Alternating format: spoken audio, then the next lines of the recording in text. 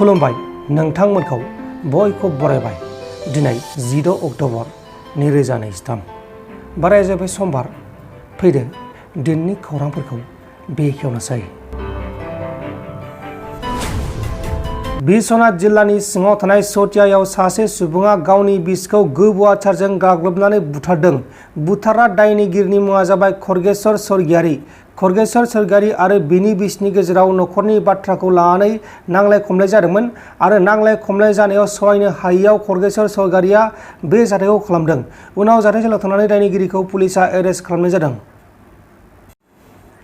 गुजरातनि नार्जारी जिल्लानि सिङाव थानाय सह'ख गामिनि साखाथियाव सासे 24 बोसोर बैसोनि सिख्लाखौ मासे हाग्रानि लख्राया गाग्लोबनानै बुथारदों।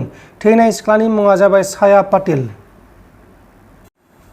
दिल्लीयाव जिउ गोमानाय जायख्लं बर'नि गोथै सह'खौ न'सिम लाबोनाय जाबाय।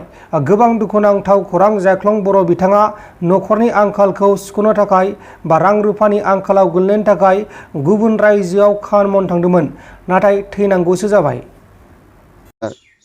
गावसोर स्टेशन ओंखारनांगौखौ बारलांनानै आनन्द बिहाराव ओंखारहैयो। अब्ला बिसोरनि थासारिया मोजां नंलामोन। मोनसे गिनाय थासारि बिसोरनाव सोमजिदोंमोन, जायनि थाखाय बिसोरो बेगफोरखौ गासिबो ट्रेनाव गालांनानै खुनुरुखुम मबाइलखौ लानानैल' बिसोर ट्रेननिफ्राय खारनदों। बेनिफ्राय स्टेशनावबो पुलिसफोरखौ आथिं हमहैलाबायदों होननानै बुंदों। बेनि उनाव बिथांमोना हजोंहाय दा जाय आखाइ बायनानै दङ, दिल्लीयावनो दङ। बेवहाय बिथांनि बिहावा दिल्लीयाव मावखायोमोन। दा बिथांमोनजों जगाजग खालामनानै लांनो फैदोंमोन। लांनो फैनायावनो बिसोरनाव ब्रेना मोनसे माबा जानानै गिनाय थासारि सोमजिनानै जोङो थैखासिगोनबा होमबा जोङो मानो थाबावनो बिदि होननानै माने गारियाव बारसोमदोंमोन। जाय हस्पिटालाव दङ दायो। दा बिथाङा आखाइ बायनानै दङ। लोगोसे हस्पिटालाव थांखांनायनि उनाव आरोबाव मोनाबिलियाव मोनसे थासारि सोमजिबाय जायख्लंनियाव।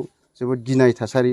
सोरबा गावसोरखौ माने लांनो फैदों, बुथारनो फैदों बेबायदि बुंनानै बियो खारखोमानो नागिरदोंमोन हस्पिटालनिफ्राय। दा बेयावनो उनजों खारलांनायाव जोङो जायफोर हस्पिटालनि आरो हजों दिल्लीनि रिपर्ट बायदि जों मिथिबाय, बिथाङा माने हस्पिटालनि पाइपजों गाखोलांदोंमोन उनजों, लेट्रिन पाइपजों। दा बेवहायनो पाइपआ जनानै गोग्लैबोदों हायाव।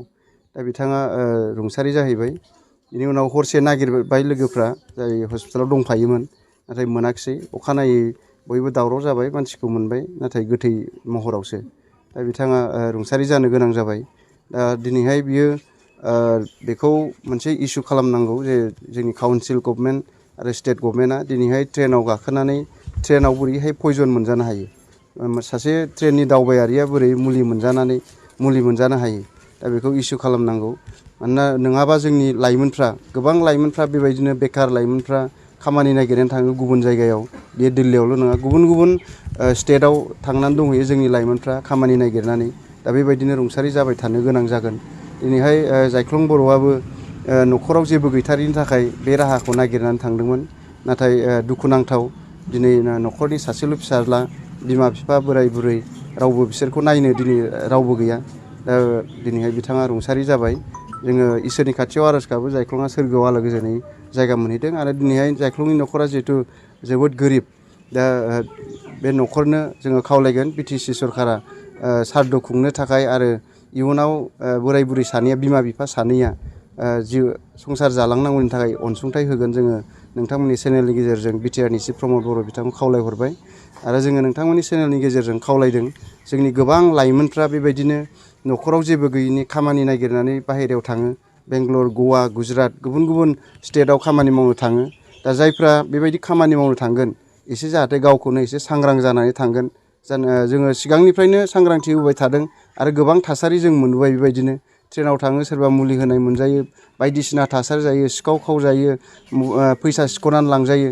दा बेखायनो गाव गावनो एसे सांग्रां जानांगोन। आरो जिहेथु रेलवे डिपार्टमेन्टआव मोनफ्रोमबो ट्रेनाव दा माबा हरफायो, RPF हरफायो, रेलवे पुलिस। दा बिथांमोनजों मोजां जगाजग खालामनानै थांनांगौ। आरो बेवहाय नाम्बारबो थायो, टल फ्रि नाम्बार। बेवहाय थाबैनो माबा मोनसे थासारि सोमजिदोंबा टल फ्रि नाम्बाराव फन खालामनानै RPFखौ लिंहरनांगौ। एसे सांग्राङै थांनांगोन। बेखायनो खावलायबाय, जाहाथे मोन्दों होननानै माने बायदिसिना बुस्थुखौ जालाङा। बेबायदि थासारिजों जाहाथे आरोबाव जायख्लं बायदि गोबां बर' लाइमोन जायफ्रा बाहेरायाव खामानि मावनानै थाहैयो, बिथांमोना बेबायदि भुगिनो गोनां जाया। आगोमा जिउखौ खोमानानै लानो गोनां जाया आरो न'खराव बेबायदि दुखुनि थासारि सोमजिया। बिनि थाखाय साफ्रोमबो लाइमोनफोरखौ खावलायबाय आरो जोङो खावलायनो नागिरदों दिनैहाय जोङो गुबुननि खामानिखौ बिराद मोजां नुयो, माने गुबुन गोजाननि हाजोखौ समायना नुयो होननाय बायदि। नाथाय बेबायदि गोबां खामानि जोंनि ओनसोलावनो दङ जायखौ जों दिनैबो बे खामानिखौ आखायावनो होनो हायाखै। जोंनि बेफार बानिज्यआव, जोंनि फालांगियाव, जोंनि बेबायदि बायदिसिना दखान होनाय बेफोर थासारिजों जोङो बेखौबो जों खामानिखौ मावनांगोन।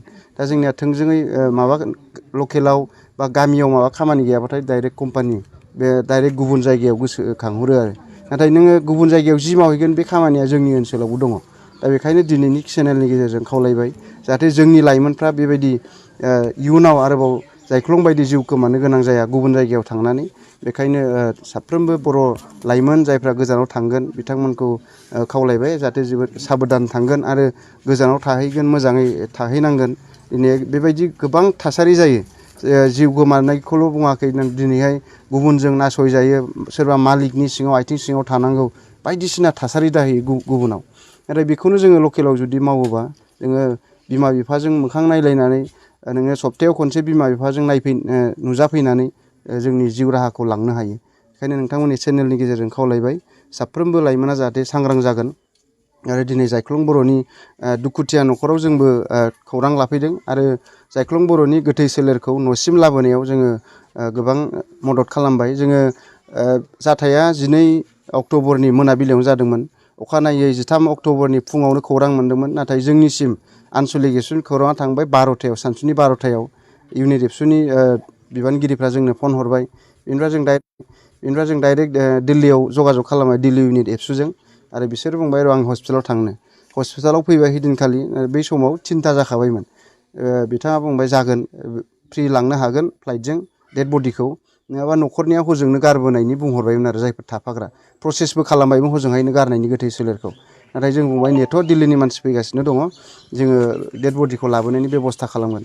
बेनिफ्राय दिल्ली इउनिट एबसुनि आफादगिरि बिस्वजित नार्जारी बिथाङा जगाजग खालामनानै हस्पिटालाव फैनानै डेड बडिखौ लाबोनायनि प्रसेस खालामबाय। बेबायदिनो जोङो मैया सानसे अफिसियेल खामानि मावनानै, जिहेथु एयारपर्टनिफ्रायसो लाबोगोन, बिनि मदद नांगौ, बिनिफ्राय माखासे पार्सेन्ट हेल्प खालामो, गोरिब गथ'फोरखौ, गोरिब न'खरफोरनि बिदि गोथै सेर लांनायखौ एसे मदद खालामो। बिथाङा डिपार्टमेन्टनिफ्राय 14,000खौ फ्रि होदों।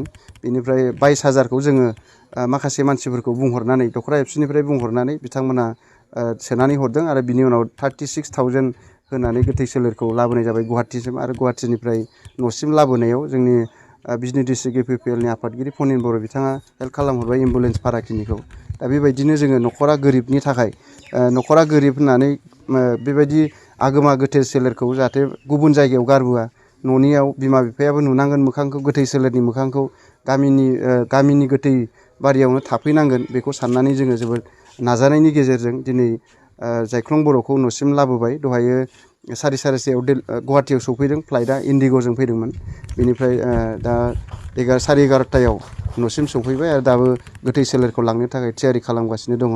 बेखायनो नोंथांमोननि चेनेलनि गेजेरजों जोङो जायख्लं बर'नि बिमा बिफा बिथांमोनजों समानै दुखुनि बाहागो लाफाबाय आरो जोङो इसोरनि खाथियाव आर'ज गाबबाय जाहाथे जायख्लं बर'नि जिउ सोलेरा सोरगोआव आलो गोजोनै जायगा मोनहैथों आरो सोरगोआव थानानै सानै बिमा बिफा सानैल' आरो बिबै दङ, बिथांमोनखौ नायहरबाय थागोन, बेखौनो जायख्लंनिसिम आर'ज गाबहरबाय। आरो जोङो नोंथांमोननि चेनेलनि गेजेरजों दिनै जायख्लं बर'नि जि न'खरनि थासारि बेखौ फोसावना होबाय, जाहाथे मदद खालामगोन।